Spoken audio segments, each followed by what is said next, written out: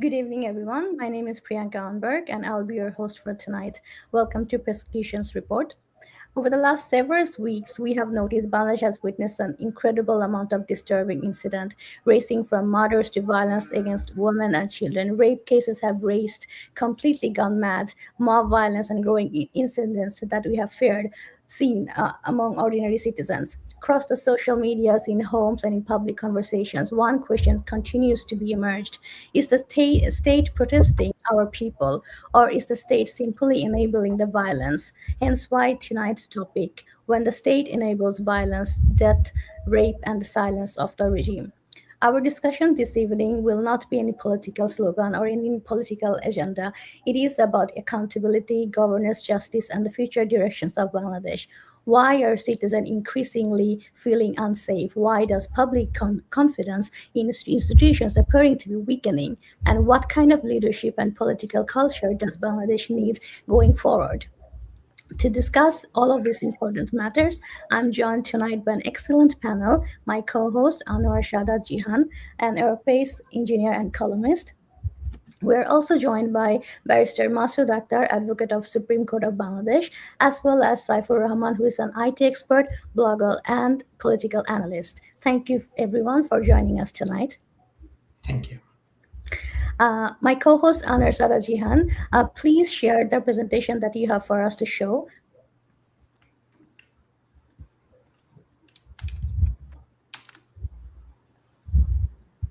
Thank you. Thank you, Priyanka, for connecting me today. Today's episode is not about politics. It is not about any factions or any elections. It is also not about the party who holds power in Bangladesh today. It is about the children of Bangladesh who were raped, children of Bangladesh who were murdered, and a government that watched, not just passively but actively, choosing cameras over coffins, stunts over justice, silence over accountability. This episode is called When the State Enables Violence. And what you are about to hear is documented facts.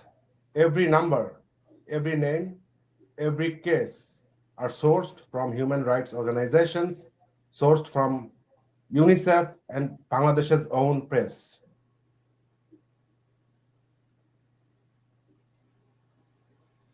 Let me begin with numbers, as I am fond of numbers. So you can see 118 children raped. This is the number of children that were raped in the first 4 months in 2026, 118. 46 children faced attempted rape. 17 children were killed after being raped. 3 were killed while they were resisting, and 2 died by suicide after the rape.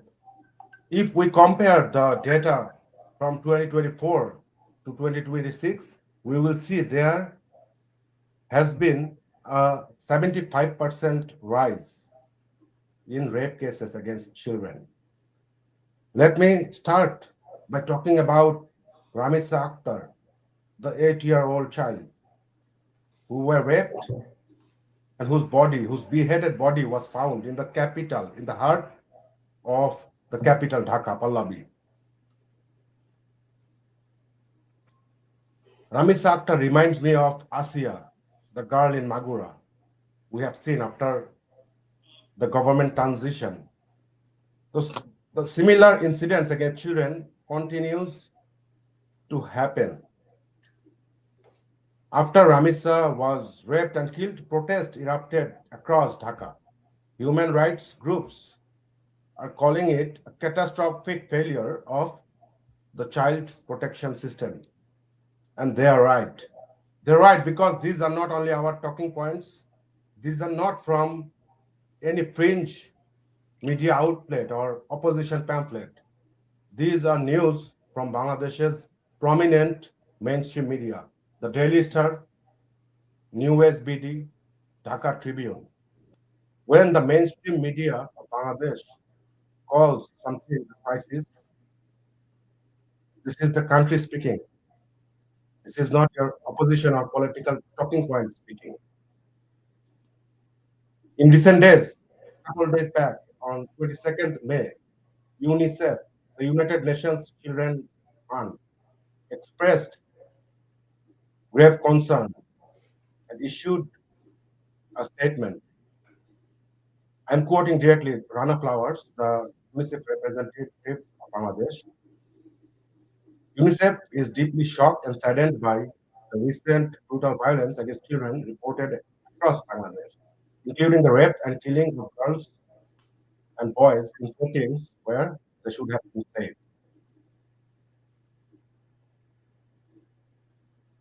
When UNICEF calls something a grave concern, it is a grave concern.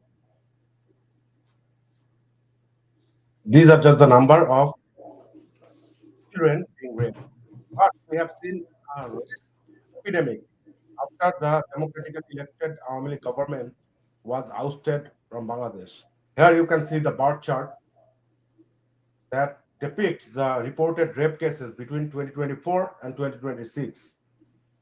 As you can see, between 2024 and 2025, there had been a 52.3% rise. 52.3% rise. This is no basic random spike. This is acceleration. This is deliberate failure of the government. There were 7,068 rape cases filed with police in 2025 alone. This is just the reported case. We all know that not all rape cases get reported. And this crisis did not emerge overnight. It has been building and accelerating under two governments, namely the illegal Yunus government and the autopass BNP government, who has no mandate whatsoever. And among all these thousands of victims, majority were children.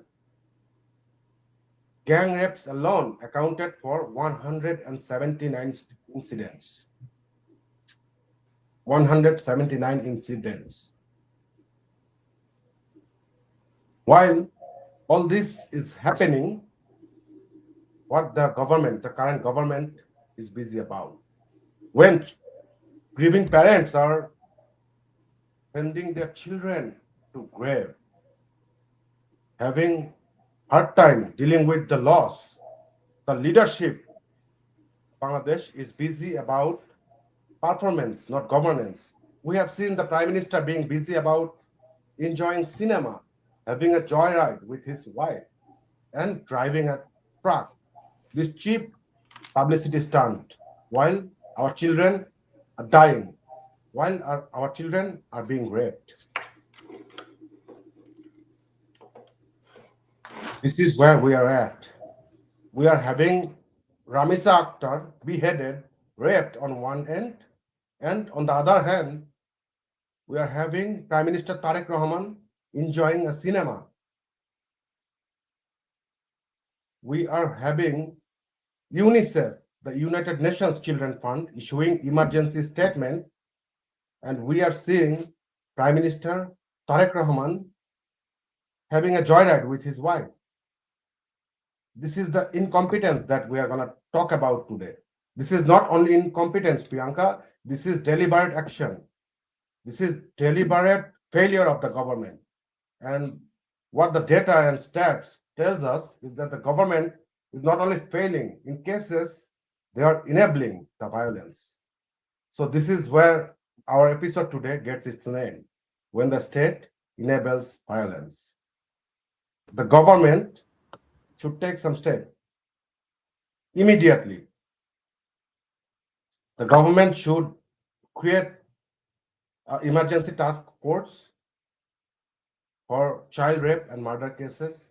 There should be a dedicated section in the police station where these cases are handled. There should be a fast-track courts for sexual violence and homicide cases. And we don't want to see our river as the dumping ground of the dead bodies of our citizens. This is a serious issue, and all relevant stakeholders should pay heed. Back to you. Thank you, Jihan. It was great seeing that data is always so visual for people to understand how bad it is happening, because every day it's so many news that we see, we almost get confused. Is it the same rape case we have seen? And no, it's the new one. I know we are specifically focusing on Ramisa, but it has been almost over 12 more children that has been raped since only her incident that happened. So the number is growing incredible amount. Barrister Masood Akhtar, I'll come to you. As you heard, we were discussing about it both before our show and in the show. The numbers are raising, both mob violence and rape cases, and of course, we can't even forget that how the torture it has been on our people, Awami League supporters, including Awami League leaders, and whatever the remotely anyone have heard Awami League, their family, friends. Nobody has been escaped. So, but today we are talking about specifically the rape cases has been incredible amount raised. What's your thoughts on it? Do you feel like the government is even remotely trying to protect our people, or do you feel like government somehow enabling this violence? What is your thoughts? Thank you, Priyanka, for having me in the show. And I'd like to congratulate the people who are watching our program. Thank you for watching. I should start with an unfortunate scenario. Obviously, the issue we are going to discuss today is very unpleasant for all of us. But we need to ask this question to ourselves.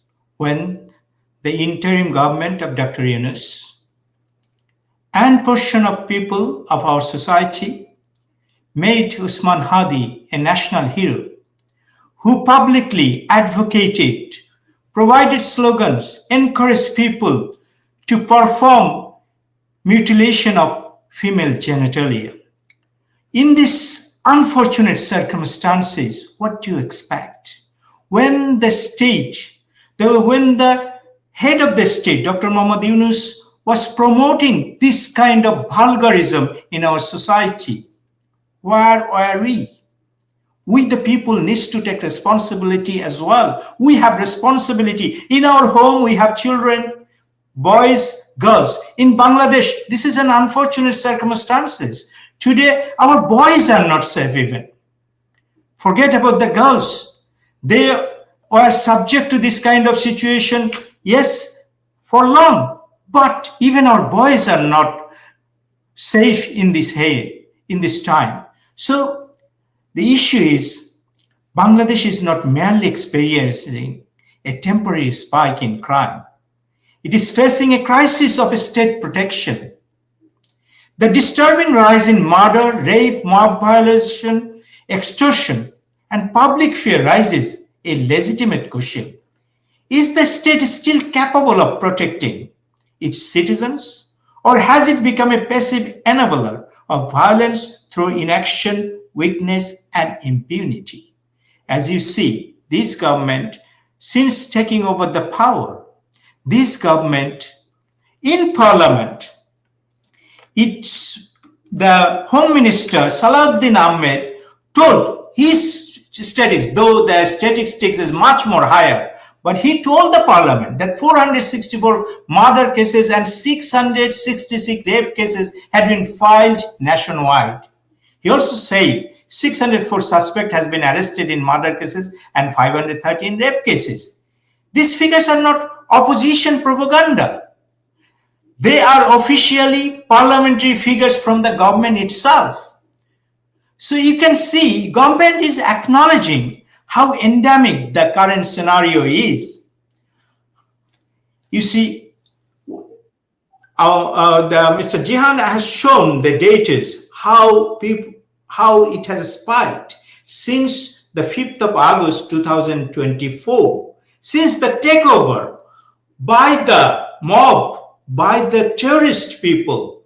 They have now, it looks like they are copying a pattern. The pattern what was copied in ISIS Syria, what was copied in 1971. Women are the most victim in these circumstances because Dr. Yunus brought in the Islamist, brought in the terrorist in the government. And now you can see people are now putting up banners or placards saying there is a madrasa in front of you, please be careful. This is the circumstances. Why it has happened? Because these people got the impunity, got the support from the state. When a state supports, you become a monster. That's what we see. The monsters are unleashed in our street. They are roaming and ruling our street. Though there is a hope, that is, though this controversial election brought in a political government, which was unfortunately the international government, international authorities, international bodies failed to stop this illegal election.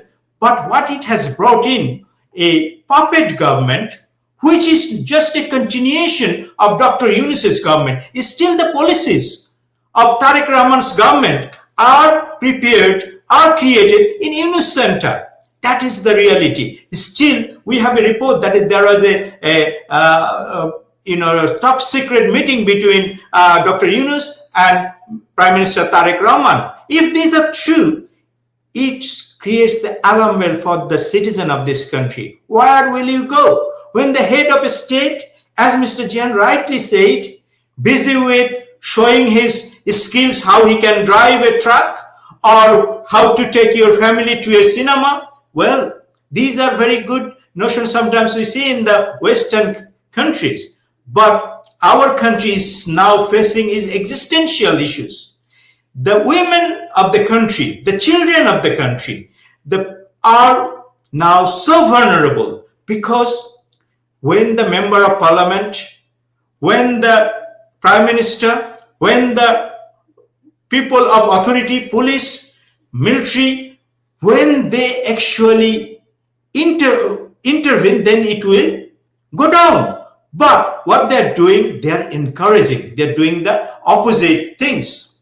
You see, these things are not isolated. What you see, the case of rape of 8-year-old girl Ramisa Akhtar in Pallavi, Dhaka has outraged people.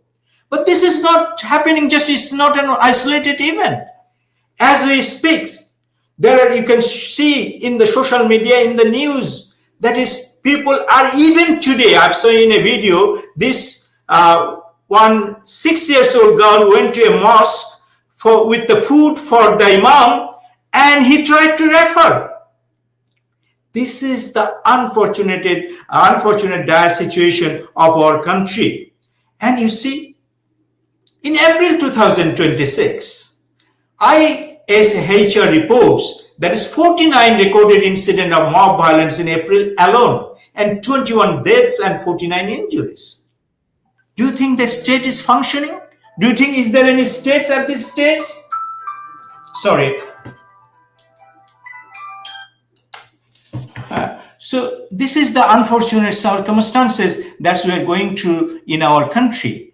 And government, the Minister for Home Affairs, the Foreign Minister, the law ministers, everybody is showing utter disregard to this burning issue that our country is facing. Our children, can you imagine? You cannot let your child go outside your home. That is the circumstances of Bangladesh. If this continues, will we exist as a civilized nation? Dr. Yunus, but this country was not like this. Yes, crime was there. Every country, as a criminal lawyer in UK, I understand that is criminality will be always there in a society. But the way it is in Bangladesh, this is in a phenomenal circumstances, and it looks like there is no state and there is no government, and by taking, when the terrorist group has taken over the country, they are using this, like these women, children, even the young boys as some kind of trophy for them. and they can abuse them any way they like because they know a state will not prosecute them. Again, Prime Minister Tariq Rahman is saying this is the problem. Problem is what is happening. He says that is we will punish this perpetrator of Ramisa as rape and killing within 1 month. You will, but that means you will not allow this through the proper justice system, because if you want to have a sustainable justice system, you need to give the court function, right to defense, all these things. When you violate for one, it's a sensational case, so you violate this, what happens? You open the gate for lots of injustices. That's what is happening in Bangladesh, and I believe if this continues, the people will rise in such a way that is our state may collapse totally. Thank you. Thank you. Barrister Masood Akhtar, I know you have already touched upon this, but I had a small follow-up questions with that. When we see repeatedly the raising amount of violence and rape cases that is happening now, usually what happens is the nation expects from the government that is in power to see some kind of quick solution or quick verdicts or quick result or quick something, because it's happening so fast. But the problem is, you have already touched upon it, and my very personal opinion that a lot of the people, specifically Jamaat, they have actually started saying that if we have Sharia law established in Bangladesh, we will not have any longer this kind of violence and rape cases. So that is another narrative that they tries to push through. So that is a separated topic. But my question to you would be that why do you think it's not only, like you said, isolated Ramisa case, it's so many others happening, but we don't really hear much reaction from the government. They don't seem to care or acknowledge that this is actually happening. They usually pretend to say that everything is all right, it's just nothing, it's no other than the regular cases. But why do you think they are particularly being silenced over all the violence cases, including, of course, children rape cases? You see, government wanted to portray that is everything is going normal. They are running the country best possible way. They are the best government. But unfortunately, in reality, people of Bangladesh has now realized within 3 months, this is an unprecedented event as well. The government has come within last 3 months. Within that time, a government becomes such unpopular and ineffective. And problem is, Mr. Tariq Rahman has implemented a policy. I thought as a father of a daughter, he would be more sensitive to this. But unfortunately, he is showing utter disregard to these issues. And he's failing to understand why these issues are coming up, why these issues are, since 2024, these issues are endemic. Why? You need to understand this. During the 5th of August or during July time, it was not a normal struggle of the people. It was an armed struggle, which is confessed by Asif, what is his name? Asif Bhuya. It has been confessed. They actually know how to do the violence. Now, Asif Bhuya, Hasnat Abdullah, these kind of people are still not controlled. The NCP group is a terrorist organization. It is the terrorist wing of Jamaat-e-Islam. It is the terrorist wing of Jamaat-e-Islam which says Sharia law will, what you touched upon, though there is a big issue, we don't want to delve into it, but just I'll touch upon it. Unfortunate reality is that most of the perpetrators of these sexual crimes, sexual violence, who are these people? Mostly are Jamaati Islami people. The statistics is slightly exposing to the world who are these people. So these people wants to bring Sharia law for their interest so that they can continue or increase this kind of activities with impunity. That's what their desire. Now, Tariq Rahman government is falling in the trap. I think they should understand that is, if they want to govern the country, They need to give protection to the people across the board. Another thing is partisan views. They are looking everything through. The BNP government has come to the power just to punish the Awami Leaguer. Their only agenda is to punish and kill and destroy Awami League forever. But remember, Mr. Rahman, 70%, all the elections, whatever happens after this, even the election, 70% boycotted the election, 30% somehow you have shown. So the country is divided 70-30. I call it 70-30. So as the country is divided 70-30, if you want to be divided, divide. You will face the wrath of the people in such a way what you have never seen. So we actually gave you a benefit of doubt. We thought you will be at least bringing, because Awami League is the mother of Bangladesh. So Awami League doesn't want the Bangladesh fall into crisis of such extent it become an ISIS-run country. So Awami League doesn't want that. So even our arch enemy, Mr. Tariq Rahman, who wanted to kill our interim leadership, we wanted to give the benefit of doubt so that the people of the country suffering lessen.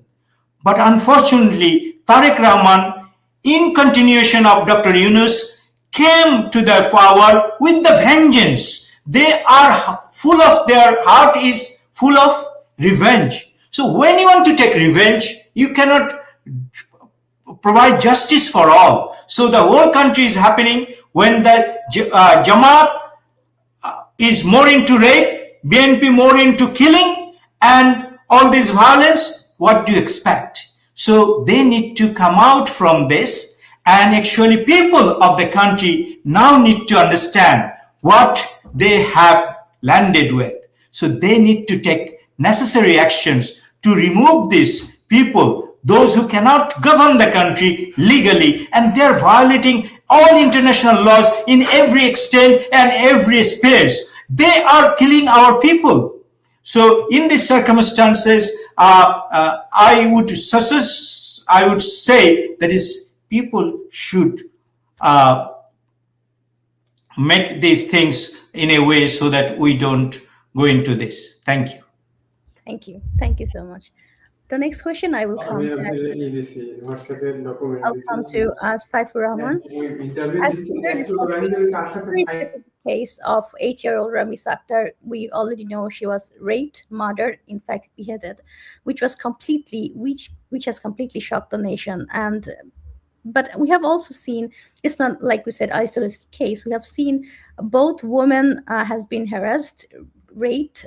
In fact, we have seen wives has been raped in front of the husbands, in front of their parents, in front of their children. Why do you think it's almost starting to feeling like the secondary responsible to the government? Why do you think they are not really trying to even cover it up? They are not even trying to say that we are trying our best. Why do you think it's happening? Thank you, Priyanka, for inviting me today. Definitely, it's very heartbreaking what happened to Ramisa Akhtar in Pallavi. Alongside a documented rise in gender-based and a child-directed violence has profoundly shaken Bangladesh. It has ignited intense domestic debate over whether the safety of women and children has been sidelined amid the country's massive political transition.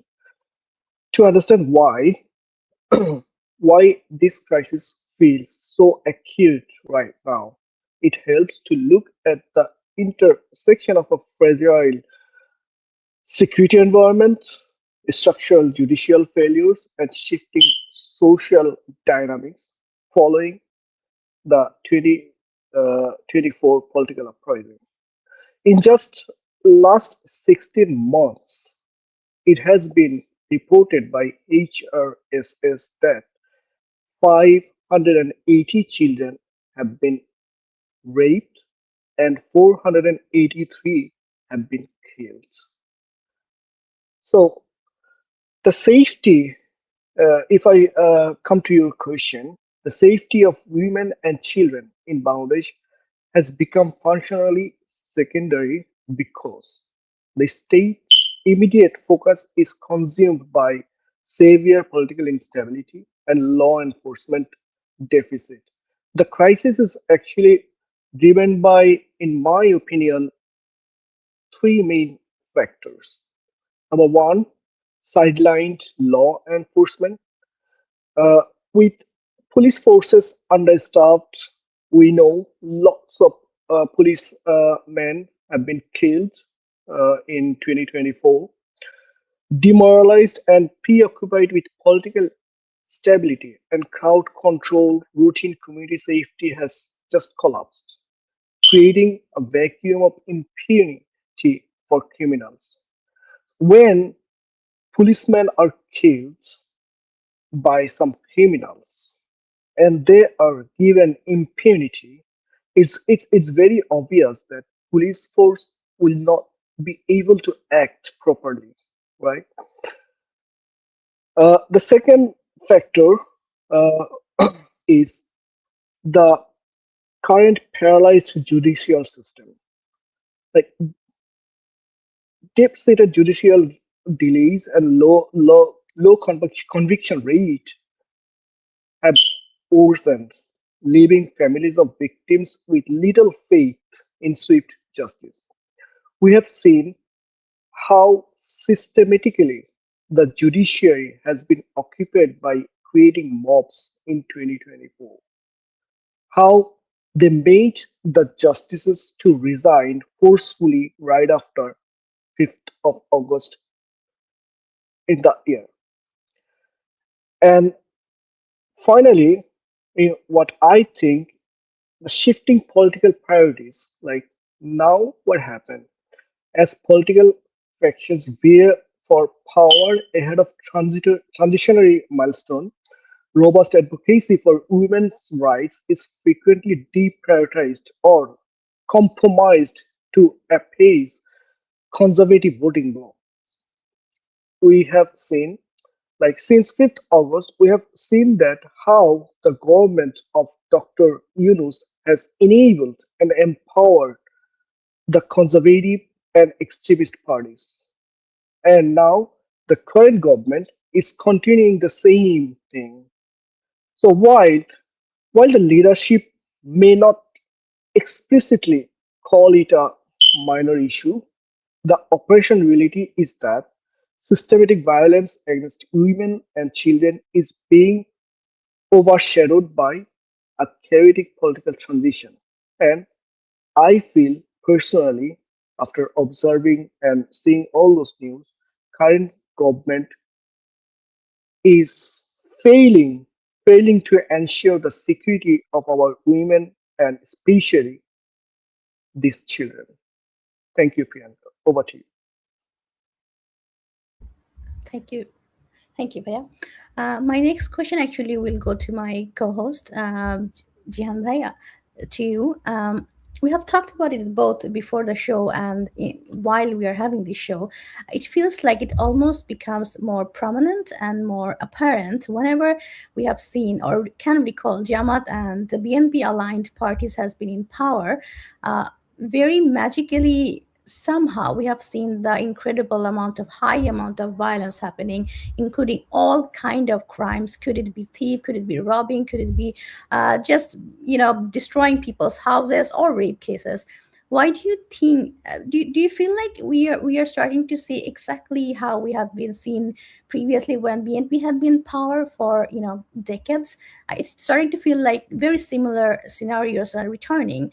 And for the Gen Z, our young generation, I don't think they can recall because but I think for them too would be to go back and see what has happened in the history. And for us that still remembers from our childhood, we are starting to see quite the similar pattern. What is your thoughts? Thank you, Priyanka. So the first thing is that the problem that Bangladesh is facing now started following the transition of the government, right? The transition that ousted the democratically elected Awami League government, a government that had significant mandate from the people to rule. They had proven, established established government structure that was working. Bangladesh was shining.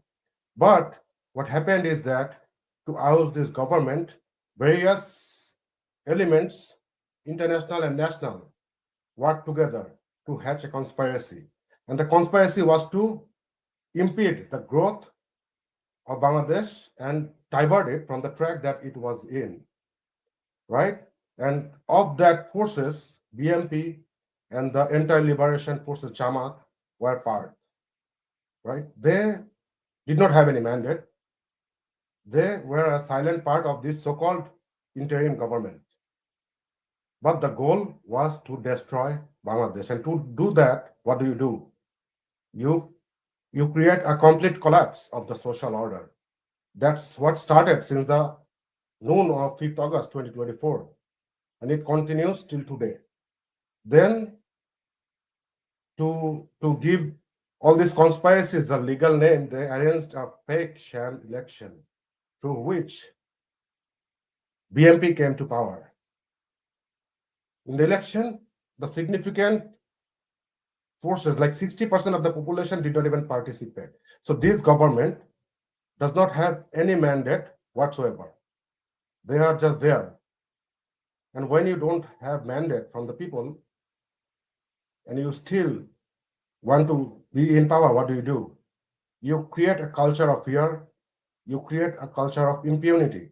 And that's what is happening in Bangladesh now. And the Gen Z and the young population who does not know BMP, I would humbly request them to go back to the time between 2001 and 2006. These are all there. We had seen simultaneous bombing across whole country, in front of cinema theater, in front of concerts, because those supposedly go against our religious sentiment or whatnot. And then we have seen the heinous 21st August grenade attack, targeting the then opposition leader Sheikh Hasina and the top leadership of Awami League. You see, Priyanka, people, criminals, may change their tactics, but they don't change their criminality. BMP is a party filled with various opportunists, and criminals. Their previous terms prove it to us. So can you really expect something different from them? You cannot. The same prime minister who was a proven convicted criminal, not only in the grenade attack, but also in various corruption charges on which the Federal Bureau of Investigation of the United States provided evidence. He is the prime minister. So what can you expect from him? I think what he's trying to do is portray some sort of Western philosophy of family and whatnot by showing his families in front of cameras. But our families, the Bangladeshi families, the Bangladeshi children are suffering. So yes, the Gen Z and the population needs to go back and see, actually, we cannot really expect something different from the BMP government. They are the party of the terrorist. And this is what we are seeing today. Back to you. Thank you, Janbhai. My next question will come to Barrister Masood Akhtar. To you, I was wondering, why do you think certain crimes and attacks receives national outrage and a lot more footage and a lot more news, not a lot more headlines, while others are quickly ignored and more like normalized? Is selective outrage damaging the public trust? Do you think it is a gain for us or it is a loss for us? What do you think?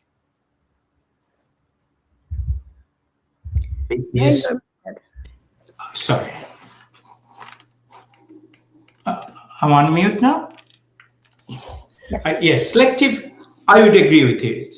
Yes, I would say yes. Selective outrage damaging public trust. Selective is deeply damaging public trust because it makes people believe that justice in Bangladesh depends less on the crime itself, more on who the victim is, who the accused is, whether the incident is politically useful. You see, the problem is if you are at the moment, if you're a perpetrator of a crime from BNP, Jamaat, you are less likely to be facing punishment or facing the full justice system. Whereas if you are from Awami League, even innocent Awami Leaguer will be facing the full force of the law or even extra full force of the law. So in these circumstances, what happens, we have a sensational case like the Ramisa case is getting attention in such extent. Prime Minister is visiting her house and this case, but underneath, lots of unreported in the media cases are going on. Lots of violence against, especially in Bangladesh, what is very alarming. International community needs to come to this as well. We would invite the international community because Bangladesh is a signatory for safeguarding the women and children. So where is United Nations? We don't see at this stage the United Nations because Bangladesh was 18 months ruled by Dr. Mohammad Yunus, one of their creation, and he can't do any wrong. Is that only reason for this? You see, the problem is West also work with their personal agenda. What is their interest? The way America is working, the way European Union is working, you can see everybody is agenda based. What is their interest in it? So in these circumstances, as your question asked me, selective, you select a particular case and it gets the prominence and then other cases are ignored.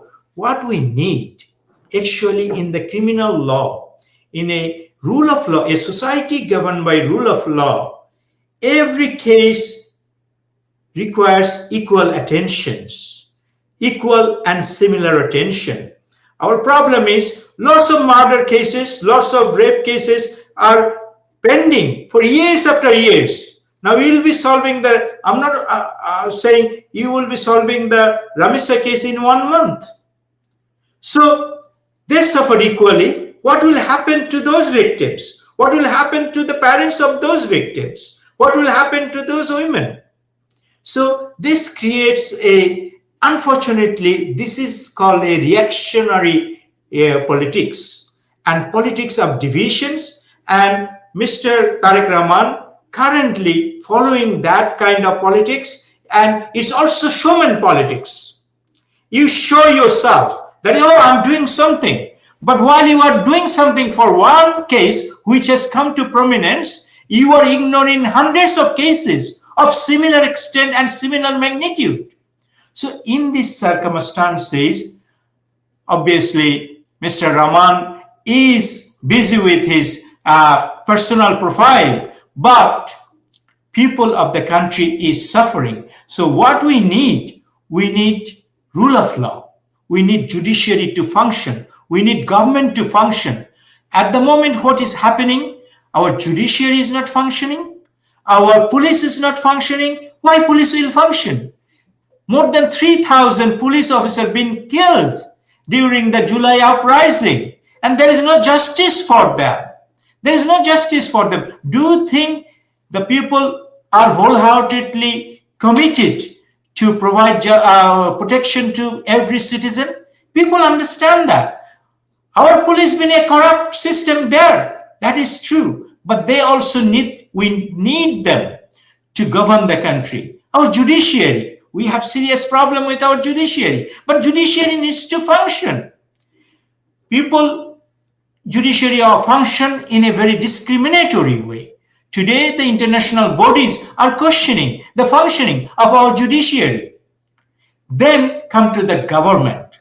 If the government policy, we have seen the current Minister for Home Affairs, in Bengali we call Swarashtra Mantri, Mr. Salahuddin Ahmed, going to a police station, instructing the police OC, officer in charge of the police station, if somebody comes from BNP background, treat him differently. What do you think? This is jungle's law. This should be condemned. Not only condemned, this guy should be internationally barred when he is promoting partisan governance. When you become a government, you become the government for the whole country, not government for that particular party.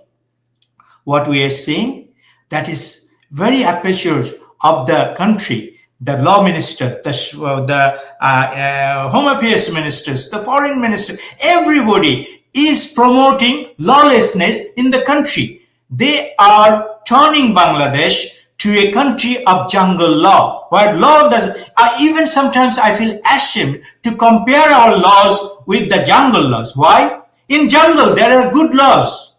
If you don't harm a snake, the snake will not come to bite you. In jungle, if the tiger is not hungry, he will not come to eat you. They have rules. They are much better than us at this stage than what we are following and pursuing in Bangladesh, which is shame on us. If we, the people of the Bangladesh, don't rise and take control of our destiny, this kind of ruthless people will be ruling us, which is shame for us. Thank you. Thank you. My next question will come to Saifur Rahman. We have been talking about both the previously when BNP and Jamaat was in power, what we have seen, and also how we have had the past few decades with Bangladesh Awami League. So recently, I think it becoming increasingly more and more, we have seen not only Awami League supporters, but very neutral and mixed, all kind of people are actually saying that they're starting to compare and they're starting to say, okay, previously we felt much stable, much safer. What do you think is increasingly happening now? I think now people are more talking than last 18 months. Well, thank you again. The comparison between Bangladesh's current state and its previous leadership has become a prominent and emotionally charged topic of discussion. So this phenomena reflects a classic psychological and political reality, I would say, when a country fails to serve better than better than before or the previous government, people will eventually start comparing. It's very natural, right? So following what happened in August 2024, Bangladesh went through an 18 months interim administration led by Dr. Mohammad Yunus, culminating in the recent staged general elections. As the newly elected government takes shape, the public is closely evaluating their daily reality against their memories of the previous 15-year Awami League period. The comparison has become pretty common due to several distinct factors that I see when or I hear when I talk to people from Bangladesh. So, Awami League has ensured or had ensured the safety of common people who are not aligned to politics or not active participants of any political parties. We have seen people were happy, had enough scope to earn, and the country was rising. Every day we were we used to see really good news about our country. But now people has lost their very basics. There is no safety. People have lost jobs, and crime rates are extremely high. And why these crime rates are extremely high? You may recall, or I would like to help you recall one thing, that we have seen how the criminals were given bails as soon as Yunus has taken power. So what those criminals will do when they come out of the jail? They have started or restarted their own business, right? So they will not set up. I has written a satire based on this. It's like they will not put on or establish a flower shop on the streets, right? They will do what they are expert of. So when people have lost their very basic safety, daily life is like very insecure. They don't feel secure in their workplaces. They don't feel secure even at home. We have seen like people are being brutally murdered at night when they were sleeping. They're not only being murdered, they're being slaughtered. We've seen several cases, right? And even this morning, a dead body of a student in a private university in Chittagong have been found, and uh, like the news is really shocking that it's only his body have been found without his head, like it's the body from the shoulder and below. So, so these are like every days. These are occurring every days in Bangladesh now. So, so when people are like kind of experiencing such situations, people started comparing, and they are now realizing that they were in heaven during our Omilic time comparing to current and past 20 months. Thank you, Priyanka. Thank you. We have very few minutes left, but I would like to ask same questions. This will be my last questions to all three of you, and have a couple of minutes to say however you feel like saying. So at this time when we have seen, our Bangladeshi people are anxious about the safety, justice, and the country's directions, what kind of leadership and political culture do you believe Bangladesh needs moving forward? It can be very different from Barrister Masood Akhtar. From you, it could be very law side of things that we would hear, and our two other people. So let's see, what do you feel? What is your very personal opinion on this? We can start with Barrister Masood Akhtar. Mute, please. Yeah. Thank you very much. To this question, I will speak a bit pedantically. That is, Bangladesh now needs leadership culture that treats public safety as the first priority, justice and equality for all citizens as the first duty of the state. Because since 2024, 5 August, it looks like whoever in the government, Dr. Yunus or Mr. Tariq Rahman, they have forgotten this key principle of a state: public safety, justice, equality for citizenship as their first duty. It looks like both this government came with to take revenge. If that's what you are, to take revenge, then the country has a very bad future. At the time when people are anxious about murder, rape, mob violence, and the country's direction, the country's regime's biggest failure is not only that crimes are happening, crime happen in every society. The deeper failure is that the state has not convinced citizens that it's morally alert, institutionally prepared, and politically neutral in protecting them. The current government has wonderfully displayed that is this government only for the interest of the people, those who are actively engaged in the politics of Bangladesh Nationalist Party. And they are protecting for their interest the Jamaat-e-Islami, who actually stood against the statehood of Bangladesh. Those who are against the women, they couldn't feel a woman MP in the general election. You can see how brutal this political party is. Unfortunately, you won't believe this political party is promoted in a United Kingdom. When United Kingdom wants to ask about the political Islam, they go to their Jamaat-e-Islamist Pandit, Barrister Rajak, who is deceased now. So Bangladesh doesn't need leader who only condemn violence after public anger, visit the victim's house. You need to create an atmosphere that is, you will not be spared.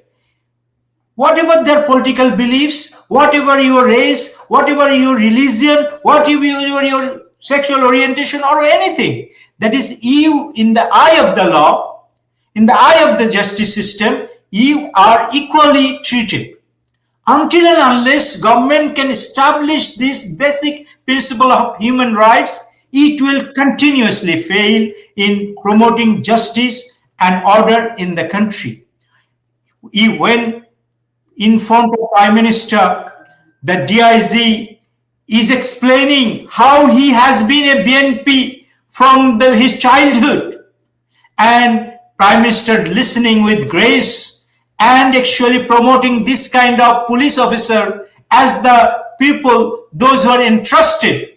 What do you expect? They will never deliver justice. They will never arrest the right people who deserve to be punished. So in these circumstances, I would say our direction, we need to take this in our hand. We need to work together.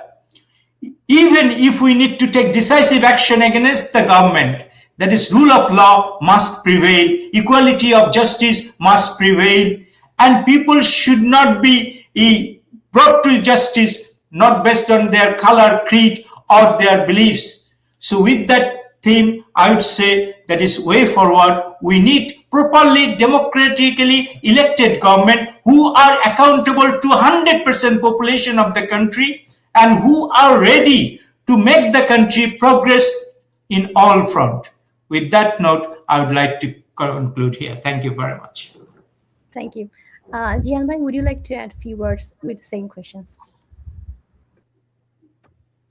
Thank you, Priyanka. I would like to end with what Barrister Akhtar started with.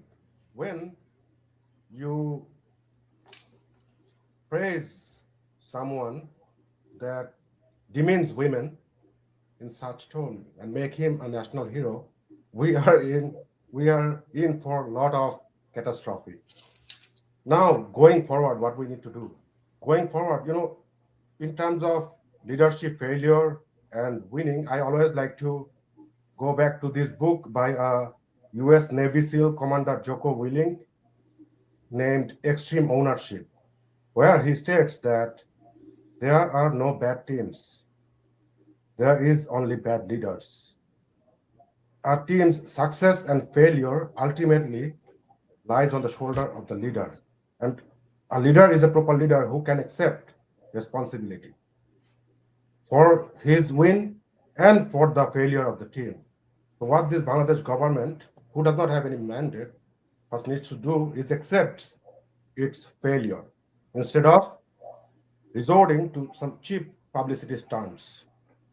And since this government does not have any mandate, and since 60% of the population don't have a say in this government, Bangladesh first needs to arrange a free, fair, and inclusive election. Remove the ban on the largest political party, Bangladesh Awami League. This is the first step that needs to be done. Remove the ban on Bangladesh Awami League. Bangladesh Awami League is the party that gave birth to Bangladesh. Without Bangladesh Awami League in the play, it is realistically impossible to think about any solution going forward. So the primary step that needs to be done is the removal of the ban on Bangladesh Awami League. If this government, if Mr. Tariq Rahman, Prime Minister Tariq Rahman, has any decency, has any well intention for Bangladesh, that's what he needs to do. Go back to the parliament, ratify or remove the law that bans Bangladesh Awami League, and then we can work together. Every forces that believes in nationalism, in secularism, in democracy, every forces need to work together to get out of the ditch that Bangladesh fell into. With that, I would like to conclude. Back to you. Thank you.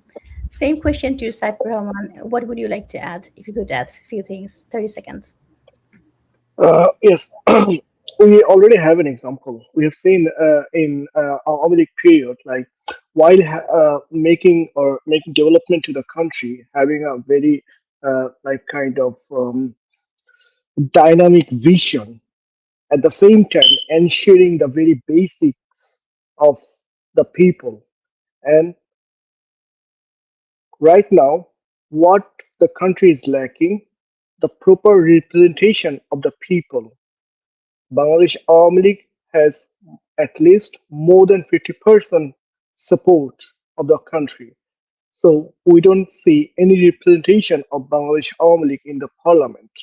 So that's a very big, like if you keep more than 50% of the people aside, you will not be able to maintain the country. You will not be able to like kind of make any progress to the country, or you will not be able to ensure any sort of basic thing. So lawmakers should be people representative, dynamic enough, and be able to lead the nation towards a right direction. Thank you. Thank you. Tonight's discussion was not about politics, it was about safety, dignity, and future of Bangladesh. When people begin to fear violence more than they trust the institutions, the nation must ask difficult questions, which we have this evening. Thanks to all our guests and co-hosts. Thanks to our audience and viewers that has been here and listening. And our hope is to that you have found something new way to think of, and some new ways to raise your voice. So please raise your voice, learn, don't just believe us, find your way to verify our information, validate it, read through it, read the history, and please just have your open eyes and keep raising the voice however you can, wherever you are. Thanks to everyone. Joy Bangla. Have a good night.